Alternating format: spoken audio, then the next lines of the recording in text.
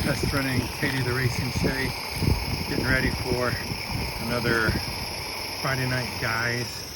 Today is the inaugural run of our newly lettered McDonald's land baggage car.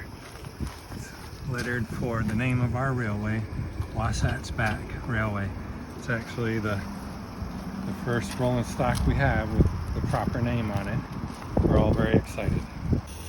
Right here I've got some parallel track just sitting there. It's not a fixed or anything. When I designed this railway, it was strictly for 1/32. I never imagined having any narrow gauge.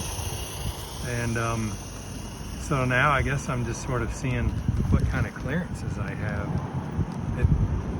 It's not too terrible. The thing I worry about is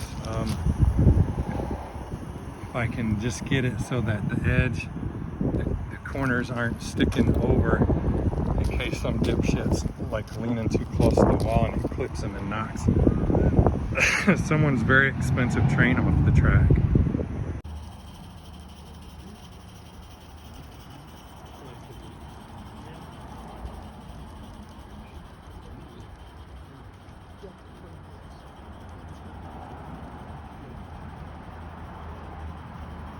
So I was telling my friend Maynard here, the reason I built the railroad at that height is so that you can watch the train go by in the windows while you're sitting in the chair. So it's actually only about 84 now that the sun is behind the mountain, but it's still pretty hot out there.